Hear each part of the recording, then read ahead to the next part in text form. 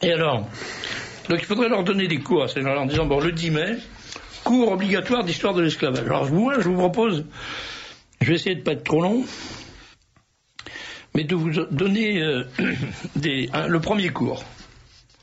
Qu'est-ce qu'on peut dire sur l'esclavage? On peut dire que du XIIe au XVe siècle, la majorité des esclaves est issue des peuples slaves, d'où le mot tire son étymologie. Les femmes sont vouées à la prostitution, les hommes aux galères. La castration est courante. Peu y survivent. Les principaux opposants à ce genre de méthode sont les catholiques. Les principaux partisans sont les protestants. L'Angleterre concentre tous les signes de participation au grand programme d'esclavagisation. Sa monarchie, très tôt liée au dessein de la franc-maçonnerie, contribue à accentuer les souffrances d'un peuple contraint à un esclavage, aujourd'hui cadenassé dans les amnésies du politiquement correct. Pourtant, cet esclavage non répertorié comme tel s'est développé en Angleterre et s'est montré bien plus cruel que celui qu'ont subi les pauvres noirs d'Amérique. Alors là, il faut accrochez-vous parce que vous allez avoir des informations qu'on vous a jamais données ailleurs que dans le Libre Journal. En 1765, sur 23 enfants employés par l'entreprise St. Clement's Danes, 18 sont mortellement blessés. Et ça, c'était le travail des enfants esclaves. 64 des 78 enfants ouvriers d'une entreprise d'Holborn subissent le même sort. À St. John's, Middlesex, 16 enfants sur 18 meurent d'accidents du travail. Dans l'Angleterre du temps, le taux de mortalité de la main-d'œuvre enfantine est estimé à 90%. Les rythmes d'imposés de travail. La journée de travail dure en moyenne 16 heures. Les enfants sont employés à nettoyer des conduits de cheminée, dont par souci d'économie, les foyers ne sont pas éteints. Les accidents sont nombreux, mal ou pas rémunérés. Les petits ramoneurs qui doivent mendier leur nourriture sont décimés par la tuberculose et le cancer des bronches.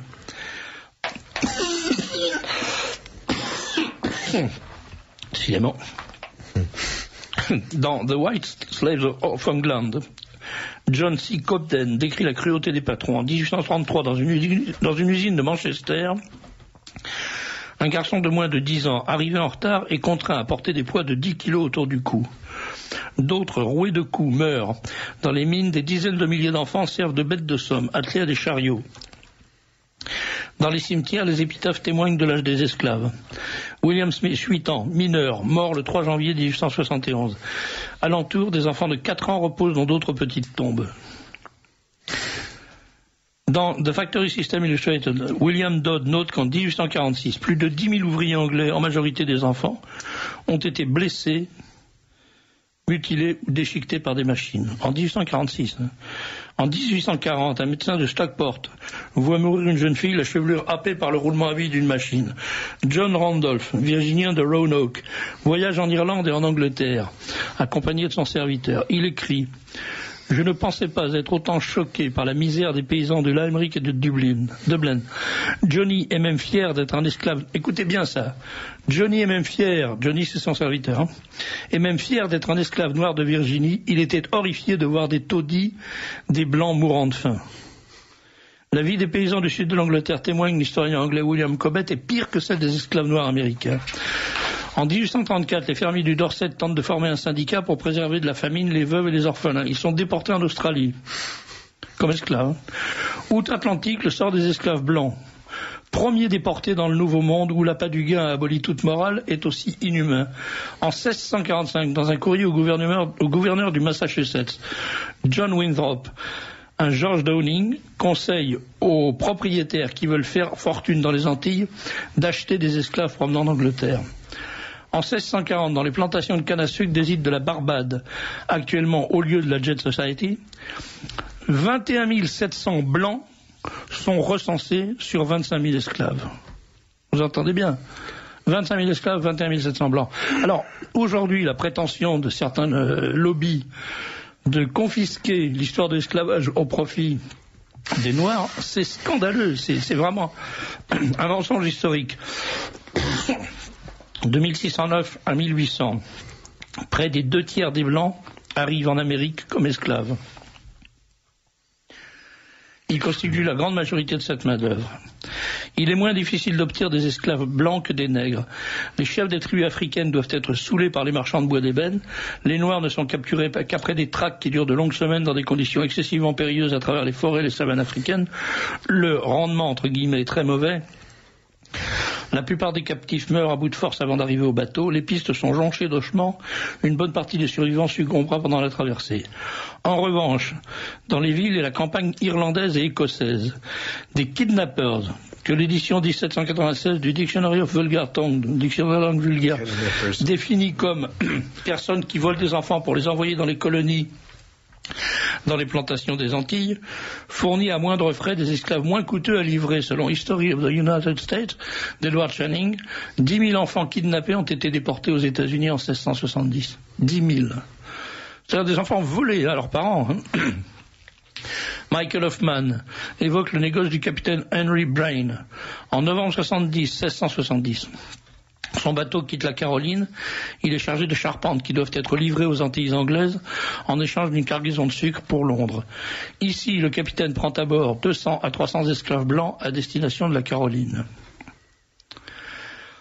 Le trésorier de l'État de Virginie, George Sandys, atteste du peu de valeur d'un esclave blanc quand il en échange 7 contre 150 livres de tabac. Dans A True and Exact History, Richard Ligon mentionne une esclave blanche troquée en 1657 contre un cochon. Dans les Antilles anglaises, les 4/5 des esclaves blancs meurent dans l'année de leur arrivée.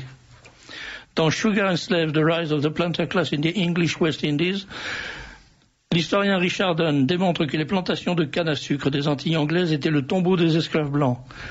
Écœuré par de telles pratiques, le colonel William Brain écrit en 1656 aux autorités anglaises pour demander l'importation d'esclaves noirs. Mais l'esclavage des Blancs est encouragé par les hautes instances politiques et la couronne.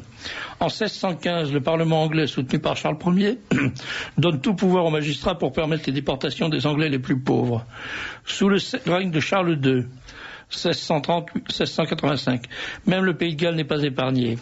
Au XVIIe et XVIIIe siècle, des économistes insistent sur le bien fondé de l'esclavage des Blancs, main-d'œuvre qui permet le développement des colonies anglaises et favorise l'expansion de l'Empire britannique. En 1618, les aristocrates adressent une pétition au Conseil de Londres, exigeant que les enfants qui errent dans les rues soient déportés en Virginie. En janvier 1620, des enfants tentent de s'enfuir de la prison de Bridewell. Une mutinerie éclate, on craint que le mouvement se généralise. Un courrier est envoyé au secrétaire du roi, Sir Robert Naughton. Le 31 janvier, le Privy Council autorise à titre d'exemple le recours aux sentences capitales. Cela durera jusqu'au XIXe siècle, époque à laquelle, selon Milchild de Hollande, les propriétaires d'usines de Nouvelle-Angleterre militent pour l'abolition de l'esclavage noir, mais exploitent sans vergogne des enfants blancs. Ce n'est pas une attitude nouvelle.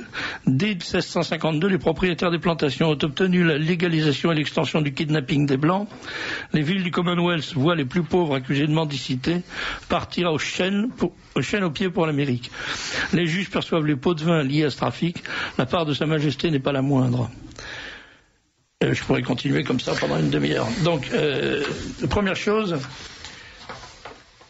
les premières victimes de l'esclavage, ça a été les Blancs. Et les Blancs et les Anglais blancs, les pauvres Anglais blancs, ou les Blancs pauvres Anglais, ou les Anglais pauvres blancs, qui étaient enlevés par la couronne et transportés aux colonies, à la colonie, c'est-à-dire en Amérique, pour assurer une main-d'œuvre de qualité et résistante à ces gens-là. Et maintenant, qui est-ce qui faisait ce trafic? Alors, je vais simplement vous lire, et vous en tirerez les conclusions qu'il vous plaira d'en tirer, la liste des principaux propriétaires de bateaux négriers qui, de 1702 à 1806, ont assuré le transport des esclaves vers la colonie. Le Joseph and Rachel, appartenant à Joseph et Samuel Frason. Le Mary and Abigail, appartenant à Abraham de Lucena et Justus Bosch. Le Young Catherine, appartenant à Mordecai Gomez et Rodrigo Pacheco. Le Lydia, le Barbados, le Charming Sally, le Anna, le Polly, le Dolphin, le Prince Orange, le Charming Polly.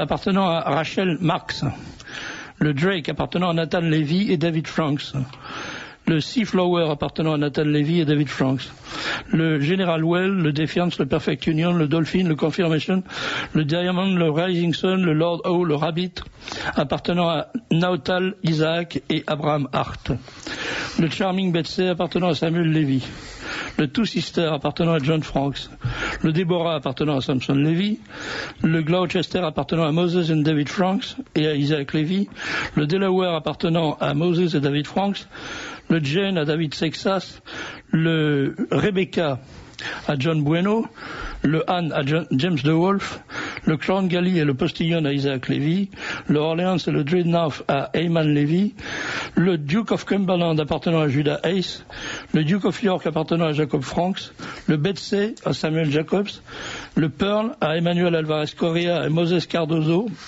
et Abraham Hart, le Marie et Anne appartenant à Mose Levy et le King George appartenant à Naphtali Hatt.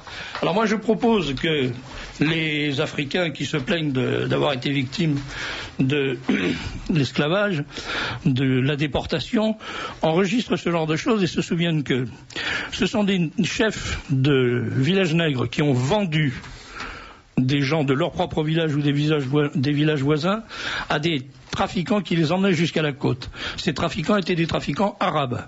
Et à la côte, je viens de vous donner la liste des bateaux qui les prenaient pour les emmener en Amérique. Donc je vois vraiment pas ce que la France a à foutre dans cette histoire. Je vois vraiment pas ce que nous, Français, nous avons à foutre dans cette histoire d'esclavage. Et je me demande pourquoi un président de la République qui est un fou furieux, qui est devenu un dément, se permet de nous infliger une repentance obligatoire pour un crime dans lequel on n'a strictement rien à foutre. Voilà. Moi, je voudrais qu'on m'explique ce qui se passe dans ce pays de dingue, où on raconte n'importe quoi à n'importe qui, où tout le monde marche. On avale ça, on dit, oh là là, oui, les pauvres esclaves. Bien sûr, c'est pas marrant d'être un esclave, je vais bien le croire, mais c'est pas moi qui les ai foutus en esclavage, c'est pas moi qui suis allé les chercher dans leur village, c'est pas moi qui les ai transportés à la côte, et c'est pas moi qui étais propriétaire des bateaux qui les ont transportés en Amérique. Et une fois qu'ils étaient en Amérique, c'est pas moi qui étais propriétaire des distilleries d'alcool que les mêmes propriétaires de bateaux avaient fabriqué pour payer avec de l'alcool les esclaves qu'ils faisaient importer. Voilà. C'est effrayant. Ça, jamais personne ne le dit. Jamais personne ne le dira. Et vous le trouvez dans le livre journal si vous êtes... Vous savez ce que le tsar avait dit à Napoléon après l'entrevue après Austerlitz? Il avait dit c'est des marchands de chair humaine. Napoléon avait dit, Majesty, promettez-moi que vous ne ferez plus la guerre. Il avait dit, c'est les Anglais, c'est des marchands de chair humaine. Ouais. Les roast beef, hein, ça dit bien leur nom quand même. Hein. Voilà un petit peu d'histoire révisée.